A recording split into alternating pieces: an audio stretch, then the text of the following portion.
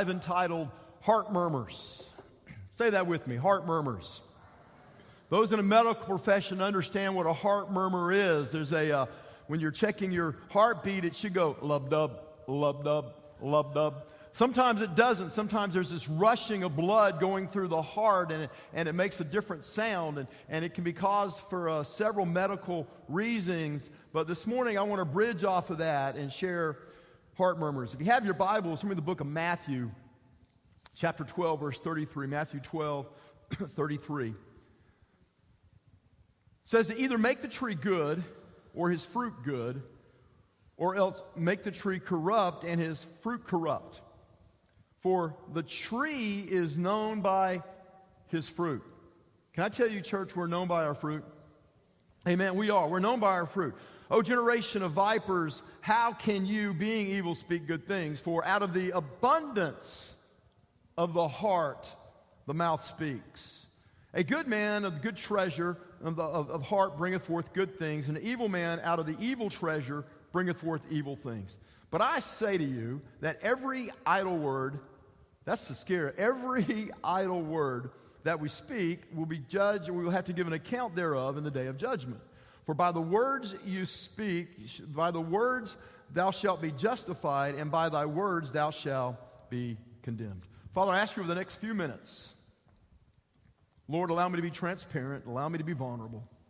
Father, allow me to share the word as I believe you put it in my spirit today. And God, I pray that you would allow us just to let down our walls, our barriers. And Father, if the word speaks to our spirit today, allow us to take ownership, to apply it. Not point fingers at someone else, but say, Lord, what does that mean to me? Because God, it's our greatest desire is to please you and to share you wherever we go. And Father, I thank you, I love you, and praise you. And everybody said, amen. You know, a lot of times, church, I believe that what we call a slip of the tongue, people say, oh, I didn't mean to say that, or oh, I shouldn't have said that. I think a lot of times what we deem as a slip of the tongue is really a slip of our heart. Can I tell you, your tongue is a mirror into your heart? Your tongue is a mirror into your heart. It really is. Out of the abundance of the heart, the mouth speaks. It says it in Matthew, we just read that, but it repeats it again in Luke chapter 6. Out of the abundance of the heart, the mouth speaks. Your tongue reveals who you are. Sometimes that's scary, but that's so true. It is. Listen, you can tell more about a person by what they say about others than you can by what others say about them. You get around someone and just listen to their conversation, or get involved with a conversation with them for a little while and just begin to listen and pick up on what they say about other people. It tells you a lot about who they are. It really does. Proverbs 18:21 says, death and life are in the power of the tongue, and they that love it shall eat the fruit thereof. Death and life are in the power of the tongue. I've shared this before, but I picked up a story years ago about a former catcher for the Texas Rangers, and he played with the Kansas City Royals, Jim Sundberg. Retired from baseball years ago, and after baseball, he got into public speaking. He was a motivator, and he was in the prison speaking to a group of prisoners. I guess he had a captive audience in there, and he was just sharing with them his heart. And he said, you know, when I was growing up, my dad and I, we had a good relationship. My dad would throw the baseball with me out in the backyard, and every now and again, when I was younger, I would just throw it hard back at him and overthrow him, and the ball would go to the edge of the yard, and my dad would go and pick it up, and he'd run back, and I'm thinking, oh no, he's going to get on to me now. Dad would just come back and throw the ball back to me and says, Jim, you keep throwing the ball like that, and one day you're going to be a major league ball player. He's throwing batting practice with us in the backyard, and one day I fouled one off and went over the neighbor's yard into their window. Crash. My dad went over to retrieve the ball, and he comes back and just shakes his head, and he says, son, you keep cutting the ball like that, one day you're going to be a major league ball player. One day I got hold of it, and I just crushed the ball. He said, son, you keep hitting it like that, one day you're going to be a major league ball player. And of course, he went on and became a major league ball player. And after he finished speaking, one of the prisoners came up to him and says, Mr. Sundberg, can I talk to you for a couple minutes? And he said, absolutely. And he goes, you know, sir, you and I, we have a lot in common. And Jim's just thinking to himself, okay, I've had a great baseball career. I'm a motivational speaker. I've got everything that I want in life. And here you are, you're in jail, and you're telling me we got a lot in common. How's that so? And he said, well, Mr. Sundberg, when I was young, my dad used to tell me things like that too. He used to say, son, if you keep acting like that, one day you're going to wind up in jail. Boy, you keep talking like that, one day you're going to wind up in jail. Boy, you keep hanging around that group of people, and one day you're going to wind up in jail. And that's where I am. Can I tell you, church, we have the capacity in our tongue to speak life and to speak death into a situation, into someone's life. Amen? We do. And this morning, I want to share a few minutes on how can our tongue kill. How can our tongue kill? Number one, say this with me, gossip. Gossip. You may say, well, that's a small sin considering, when you look at the Bible and you see adultery and you see fornication, you see murder and slandering and all these other kind of things, you say, well, that might be a small sin. Well, is it? Can I tell you, gossip has killed more friendships probably than anything else. Gossip has probably split more churches and youth groups than anything else. It has. Gossip has probably split more churches. Gossip is dangerous. Look at Proverb 18. Verse 6 says, the lips of fools bring strife, and their mouths invite a beating. The mouths of fools are their undoing, and their lips are a snare to their very lives. The words of a gossip are like choice morsels. They go down to the inmost parts. Can I tell you, when you listen to gossip, it gets into your spirit? Proverb 20:19, a gossip betrays a confidence, so avoid anyone who talks too much. Can I tell you, we need to avoid gossipers? You know, when I first got to the church, there's some people that just wanted to tell me everything that's happened in our church, and they had really good intentions. They did. And sometimes they would get into talking to me about situations that had happened with other people in the church and why they left the church and this type of thing. And I'd stop everybody that would start that conversation. I'd say, listen, thank you so much for being willing to share with me and wanting me to have a good start here. But listen, when I walk around this city, I want to be able to walk up to every single person and hug them with the love of Jesus. I don't want to be biased by words that I might have heard, right or wrong. Does that make sense? See, listen, I love this. I don't know who said it. It's anonymous, but all gossipers, they ought to be hung. One by the ear and the other by the tongue. Takes two to gossip, doesn't it? Can I tell you, a gossiper, if it didn't have ears to land the gossip on, would quit gossiping? Somebody's got to sit there and listen to it. I heard this one time. Big minds discuss ideas. Average minds discuss events. And small minds discuss people. Say ouch or oh me or something. So ask yourself a few questions. Listen, before you talk, before you enter into that conversation, ask yourself a few questions. Number one, what is my motive for saying this? What's my motive for saying this? Can I tell you, sometimes we're motivated to speak about others because of jealousies and envies. It makes us look better in somebody's eyes, maybe. It lifts us up. It puffs us up. If we can put them down, it makes me look better. Can I tell you, our motive ought to be to encourage. It ought to be to edify. It ought to be to lift up. It ought to speak life and not death. So, what's the motive for saying this? Can I tell you, we ought to, if it's a revenge or a jealousy, how many of y'all know that we need to allow the Lord to be our defender and our deliverer? 2 Peter 2:9, if this is so, then the Lord knows how to rescue godly men from trials and to hold unrighteous for the day of judgment while continuing their punishment. Amen? The Lord knows the need. The Lord will bring judgment. The Lord will make that thing right. Ourself, our flesh, our human nature, what it wants to do, it wants to lash out, because when we do that, it makes us feel better. We want to talk about them. We want to ruin their reputation. We want to put them down. But listen, before we do that, ask the question, what is my motive? If my motive is not pure and based in the things of God, how many know there's probably something I shouldn't say? Number two, ask yourself this, what good's going to result from me saying this? What good is going to come out of this? You know, there have been times in my life, unfortunately, I'm just being real honest and transparent, when I've said something that, you know what, when I said it, it really felt good at the time. But after I said it, it's like, ooh, you know, I probably shouldn't have said that. You know, you can just tell it landed on someone's heart or it landed in such a way that it just wasn't received positively. It felt good to me, but maybe it was said in spite. But in reality, it wasn't good for the team. It wasn't good for morale. It wasn't good for the organization. And it certainly wasn't good for the betterment of that individual. It may be the right thing to say, but it may be the wrong time to say it. And maybe the wrong place to say it. Can I tell you, I believe that we need to encourage and edify people in public.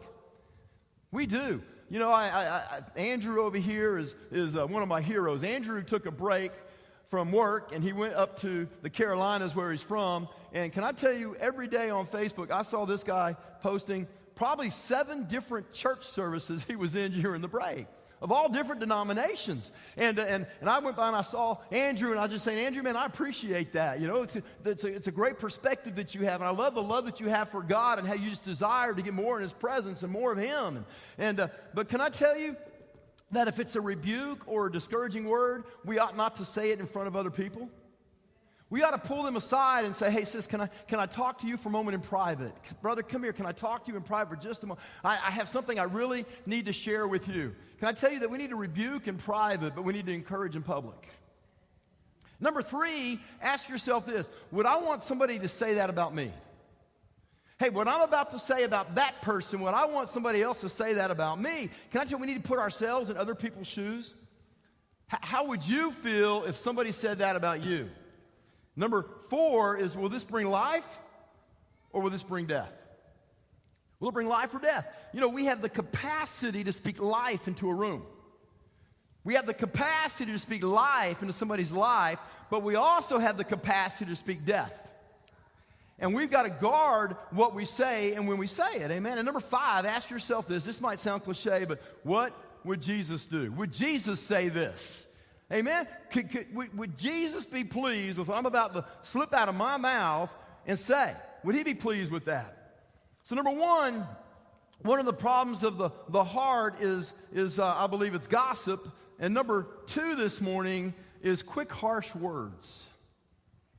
Quick, harsh words. Proverbs 29:20, do you see someone who speaks in haste? There's more hope for a fool than for them.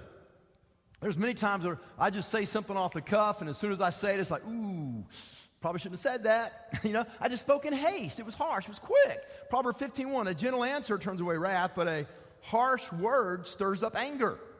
The tongue of the wise adorns knowledge, but the mouth of the fool gushes folly. You know, we normally gossip about acquaintances behind their back, but can I tell you, we normally use quick, harsh words face to face with those that we're closest to. Can I tell you, we say, well, it's just sarcasm, Pastor. You don't really know my personality. It's just sarcasm. Can I tell you that when you speak in sarcasm, what you're really doing is you're putting scarcasm out there? Because there's a little bit of truth in everything that we say. It might be sarcastic, but out of the heart, out of the abundance of the heart, the mouth speaks. And you're speaking something that down inside you really feel like it's true. You may say, well, this should be sarcastic. Well, no, it's sarcasm. You know the old saying, sticks and stones will break my bones, but words will never hurt me? How many of you know that is a lie from the pit of hell? Can I tell you, words hurt? Because there's a level of truth to whatever is said, and it gets into your spirit, it gets down into your spirit, and words hurt. They do. Most of the time, a lot of times when we're doing the Breaking Free seminars, we're dealing with word curses. We're dealing with things that somebody spoke over somebody's life, that when they were younger, it got into their spirit, and they've grown up now hanging on to that thing. Why? Because they believed the lie that was spoken over their life, and they're struggling with it right now. Words sting, words hurt. They're either life or they're death. And you know what we tend to do, though, is when that sarcasm happens, when that word's spoken, instead of really dealing with the pain and the issue, what we do is we just take out our mask and we put it on. We mask the pain, we walk around like everything's okay instead of dealing with the issue. Church, can I tell you, when strongholds are opened up in your life, when doors have been opened, they can haunt you for years, and we need to put an axe to the root and deal with that. So gossip, harsh words, and number 3 is lying. Lying. Proverbs 12:22, the Lord detests lying lips, but he delights in people who are trustworthy. I had a meeting this week, and I sit at the table with a couple of folks, and as we were talking, somebody said something, and he goes, oh, that's just, it's a lie. And I said, ooh, brother, I'm speaking to you this Sunday morning. We're going to talk about lying. Amen. Can I tell you, when you lie, you're speaking hell's language? You're speaking Satan's native tongue. Look at John 8:44. John 8:44. I know sometimes I come in and I've got brownies that we speak on. It's good and it's easy to digest and eat. And sometimes there's just like, it's kind of like Brussels sprouts. Doesn't taste as good. A little bit of Brussels sprouts this morning, amen? But when you lie, you're speaking hell's language. John 8:44 is you belong to your father, the devil, and you want to carry out your father's desires. He was a murderer from the beginning, not holding to the truth, for there is what? There's no truth in him. And when he lies, what is he doing? He's speaking his native language. For he is a liar, and he's the father of how many lies? Not some, not just a few, not one spoke in jest. No, he's the father of all lies. When I first came here, I remember I taught Lakeside a song. And it was a children's church song, I thought, but apparently it wasn't. But it's Revelation. It says, Revelation, 21:8, 21:8. Liars go to hell, burn, burn, burn, burn, burn, burn. Y'all can be, amen. When I meet a new person in my office for a counseling type situation, and one of the first things I will say to them normally is I'll say, listen, I didn't grow up in church. I wasn't raised in church. I wasn't. I've got some past issues. I got some things that I've had to come through and deal with, and they're not really pretty. I don't want to go in detail because I don't want to glorify the devil. But listen, I can handle anything you're going to tell me. Anything you're going to say, I can handle, except for one thing. If I'm ever in this situation, in this conversation with you, or in a counseling situation, if you ever lie to me, I know that you've lied to me, can I tell you our time together is over? Because that's one thing I can't tolerate, I can't live with. You understand why? It's because it's the father of all lies is of the enemy. And if you're really serious about wanting to help yourself and get better through the situation, whatever it is, we would expect each other to be honest and truthful with each other. Amen? Amen. Is that okay? And number 4, I'm going to spend the next 15 minutes this morning talking about number 4, and it's murmuring. Murmuring. Philippians 2:12. Wherefore, my beloved, as you have always obeyed, not as in my presence only, but now much more in my absence, work out your own salvation with fear and trembling. For it is God which worketh in you both to will and to do of his good pleasure. Verse 14. Look at this. Do all things without murmuring and disputing, without complaining, that you may be blameless and harmless, the sons of God without rebuke, in the midst of a crooked and perverse nation, among whom you shine as lights in the world, holding forth the word of life, that I may rejoice in the day of Christ, that I have not run in vain, neither labored in vain. Can I tell you, murmuring does several things. One thing it does, it destroys your faith. Murmuring can destroy your faith. How many of you enjoy being around someone that all they do is murmur and complain? Nobody? It's kind of like the lady I met in the hospital. And as soon as she opened her mouth, I'm like, ooh, what have I got myself into? We don't enjoy that. And I'm not saying that anyone here is like that today, but what we need to do is allow the Holy Spirit to speak to us right now if we're dealing in some situations. Listen, doubt, murmuring, what it does, murmuring breeds doubt. Doubt is the opposite of faith, and we murmur and complain. Can I tell you that we're not building our faith? Because listen, my Bible tells me my God can do all things. And I can do all things through God who strengthens me. So if I can do all things through him, if I delight myself in him, and he's going to give me the desires of my heart, why would I want to sit there and complain about the situation that I'm in? I tell you, so often the circumstances and the situation that we're in, God uses it to improve us, to better us, to make us stronger in certain areas. So I don't want to complain about the very thing that God's using to make me better.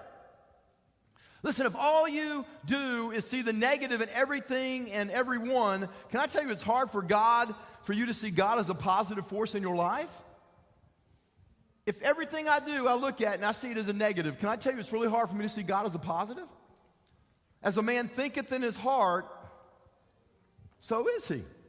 So murmuring destroys your faith, but listen to this, murmuring also destroys the faith of others. Church, murmuring destroys the faith of others. Number one, in the person that you're murmuring about. It destroys faith in that person. If my first impression of a person is what I heard from someone that's murmuring, complaining about them, can I tell you when I meet them, I'm biased when I meet them? I'm already prejudged. I'm already prejudiced against something about that because of something somebody said that was negative. I'm prejudiced in my thinking already before I've ever met them, before I've ever had a chance to see what they're about and who they are. So murmuring destroys the faith of others. It destroys the person that I'm murmuring about, but it also destroys faith in the church itself. It destroys faith in the church. If all the church is known for is murmuring and complaining, who wants to be part of that? Who would want to get up early on Sunday morning and go to a church that all you've heard about is murmuring and complaining? Amen? Sometimes I'll go to some area and I might be ministering at a church, and when I go to minister as an evangelist at another church, I don't mind telling people why I'm there. I'll be eating at a McDonald's restaurant, or I'll be eating at a place, and someone will be sitting next to me, and I'll strike up conversation with people. If you know me, I generally will talk to anybody. And I'll say, hey, what church do you go to? And they'll say, well, I go to or I don't go to church. I say, hey, listen, man, I'm over here at so-and-so church, and I'm preaching tomorrow morning. I would love for you to come out. And all of a sudden, you can just see their face just kind of drop and go, oh, that church. Because that church has a reputation in the town. Because somebody, some people, someone has been murmuring and complaining. Can I tell you that murmuring and complaining can destroy faith in the church? It also can destroy somebody else's faith in God. Because if that person that's murmuring and complaining is a Christian, and that's how they talk, why would I want anything to do with their God? Amen? Can I tell you that you are a representative of Christ wherever you go? You're an ambassador for Jesus. Everywhere that you go, everywhere that you are, you're an ambassador for Christ. You're either a good ambassador or a bad one. So if you're full of murmuring and complaining, and that's the talk that comes out of your mouth because it's in your heart, can I tell you that there's nobody that's going to be attracted to go to that place? That's a good word, Pastor. And C, murmuring destroys your testimony. Not only does it hurt your faith and their faith, but it hurts your church, but it hurts your testimony. Instead of holding forth the word of life, we're displaying the word of death. And can I tell you that, like I said, there's not someone that, and I know there's times that we go through struggles and we need to share with somebody. And, sometimes, though, our sharing with somebody, like, hey, can you pray for me? And we use that pray for me as an opportunity just to vomit stuff. Here's my prayer request. Oh, I went to this church, and this church said that, and that person there did this, and this, and this, and this, and this, oh, blah, blah, blah. Oh, can we pray for them? I mean, God already knows the issue. We don't need to spew the vomit. What we need to do is lift their name up before the Lord. Amen? And D, listen to this. Murmuring destroys your life in Christ. It does. Look at Numbers 14:26. And the Lord spoke unto Moses and unto Aaron. He said this. He said, how long shall I bear with evil congregation, which do what? Murmur against me. This is God saying, how long should I deal with them? How long should I put up with them? All they're doing is murmuring against me. I've heard the murmurings of all the children of Israel when they murmur against me. Say unto them, as truly as I live, says the Lord, that you have spoken in my ears, so will I do to you. Your carcasses shall fall in the wilderness, and all that were numbered of you according to your whole number, from 20 years old and upward, which have murmured against me. Doubtless you shall not come into the promised land, concerning which I have spoke to make you dwell therein, except for Caleb and for Joshua. But your little ones, that you said should be a prey, them will I bring in, and they shall know the land which you have promise. Listen, understand that what you have desired. Understand this, that God's right here talking to the people that he delivered out of bondage. He brought them out of Egypt. They're wandering around in the desert. They go there. He sent the spies in. The spies come out. 2 have a positive word. The other 10 say, no, we can't go in there. And they begin to murmur and complain. Why? Has God brought us out to just be killed in the desert? We're going there and we're not going to make it. Man, we're like grasshoppers in their sight. And they murmur and they complain. And God says, listen, because of that, you're not going to see the promised land.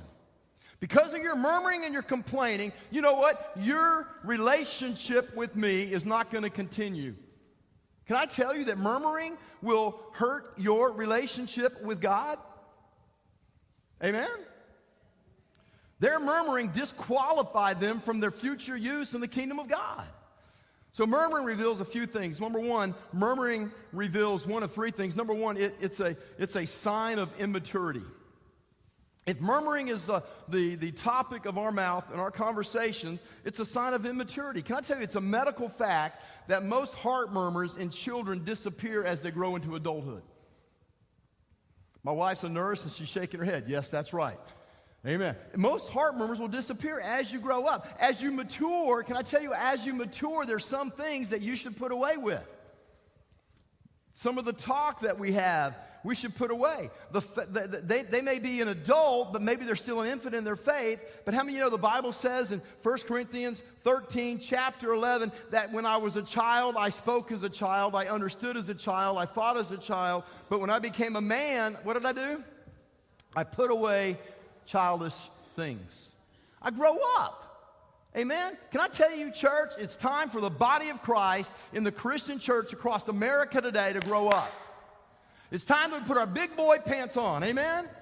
Amen. It's time to, as the senator said after the election, it's time for us to suck it up, Buttercup. Amen? It's time for us to start speaking words of life and not death, to quit murmuring and complaining about all the little things in life. Can I tell you that so often we complain about all the little things? When the big things come, nobody wants to listen to you. They say, don't sweat the small stuff. And it is really all small stuff. How many know we serve a big God? And he's big enough to handle it, big and small. So why not cast our cares to him, put our lips into his ear, instead of our lips into someone else's ear that can't do anything about it anyway? So number one, it can be a sign of immaturity. Number two, it can be a heart problem. A heart problem. I said this, a couple of years ago, I preached a message about the problems of the heart, and I said at the heart of most problems is a problem of the heart. Can I tell you, most of our issues, most of our struggles, most of our problems really are, it's a problem of our heart. It is. So let's commit to speak as Jesus would speak. Look at John 6:63. It is the spirit that quickeneth, the flesh profiteth nothing. The words that I speak unto you, they are what? Their spirit and their life. That's in the King James. Look at it in the NIV. It says, the spirit gives life, the flesh counts for nothing. The words I have spoken to you, they are full of the spirit and of life. Listen, we need to speak the words of Jesus. We need to speak words of life. We need to speak life into people's lives. Amen? Listen, one of my giftings is I tend to be an encourager. I love to encourage people. I love to edify people. Well, how would it be if everybody in the body of Christ just took it upon their heart to encourage and edify people? Now, I'm not saying we condone sin, but I'm not the judge of that sin. He is. Amen? That's a whole other sermon there, Pastor. So listen, we need to understand that it can be a maturity problem. It can be an issue of our heart problem. And number three, listen, it could be that they've ceased to pray for or about that other person or that situation. I mean, it's really hard to talk negative about someone when you're going to God and praying for them. Amen. I mean, genuinely praying for them, like you'd want someone to pray for you.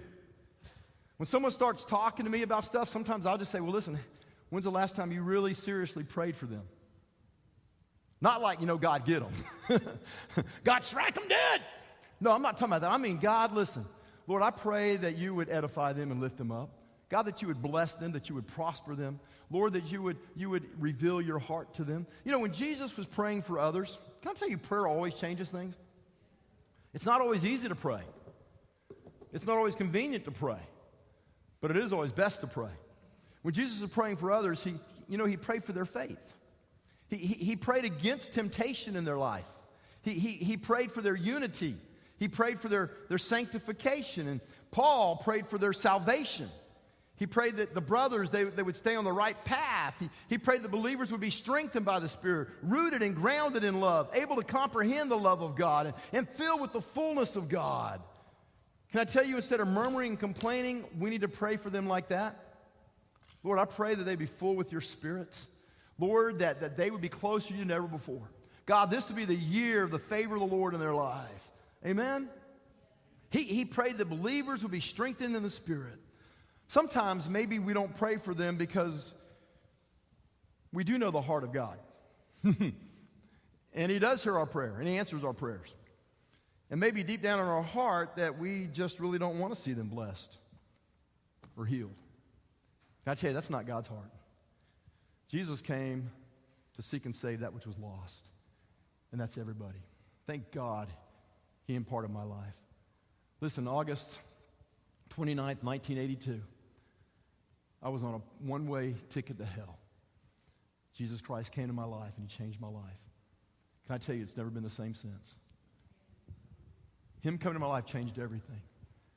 It changed my whole outlook on life. Can I tell you, the presence of God in your life changes the way you dress, the way you think, the things you do, the things you say. It changes who you are. This changes everything.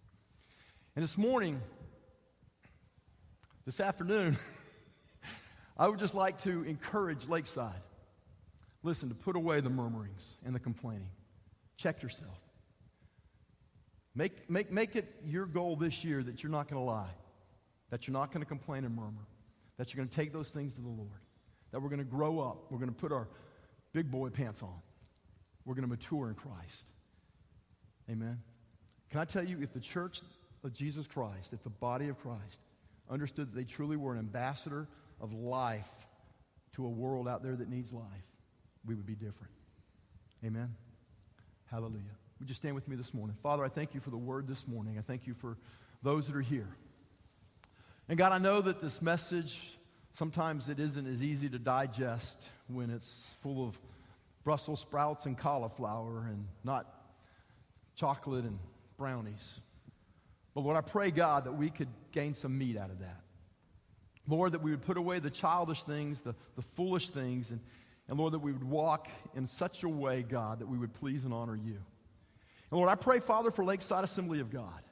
God, that this year, throughout this community, throughout Colquitt County and surrounding counties, Father, when the name of Lakeside is mentioned, people would say, well, that's that church that prays. That's that church that when someone needs a healing, they go in there and they don't leave the way they came in. That's that church where the presence of God permeates. That's the church where people are just full of the presence of Jesus Christ. And Lord, I pray, God, that would be the reputation of us.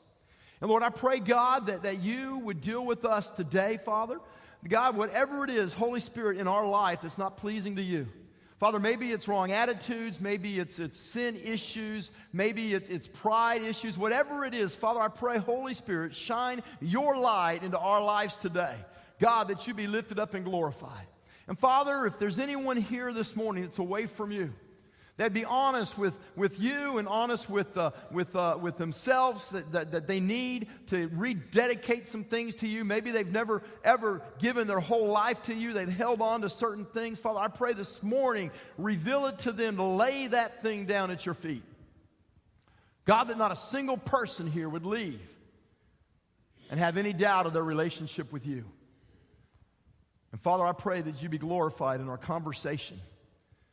God, to be yes and amen.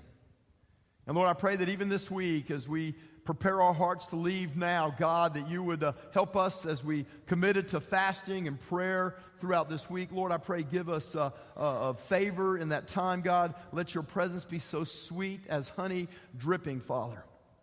And I pray, God, that I know the enemy will come and he will try to steal, kill, and destroy what you're doing in the lives of those that are here. Father, right now, I pray a hedge of protection.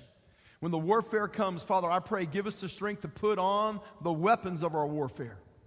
And understand, Lord God, that we're doing business for you. And the enemy won't be pleased with that. He'll attack. And Father God, when he does, in Jesus' name, Father, we stand strong against him this morning. And Father, is anyone here that doesn't know you today? God, I pray right now, search their heart, oh God. If you're in this room this morning, every head bowed, every eye closed for just a moment. If you're here this morning and you would say, Pastor, I don't know Jesus. I'm away from him right now, and I've allowed things in my life. I knew him growing up, but I've fallen away, and I've slipped back. And right now, I don't really know that if he came back today that I would go to be with him. In fact, he would probably look at me and say, depart from me, I don't know you. And you don't have to leave here this morning without any doubt. If you're here today and you're not sure where you would spend eternity, if you've got sin in your life, if you're away from God, all over this room, if that's you this morning, would you just lift up your hand? All over the room. Love to pray for you. God bless you, sir. Anybody else? Anybody else? God bless you, sir. Anybody else this morning? There's a few. There's a couple. Hallelujah. Hallelujah. Listen, if you raised your hand, I don't want to embarrass anybody, but he does say if you won't stand before me amongst men, you'll never, and if you can't stand before God in here, you'll never stand for God out there. There's people in here that love you and they care about you. And if you raised your hand this morning, and maybe you wanted to, but you didn't, I just want to encourage you to step out where you are and just join me up here for just a moment. I want to pray with you. Anybody this morning? God bless you, sir. God bless you. God bless you, sir. Anybody else? There's a couple coming. Anybody else this morning?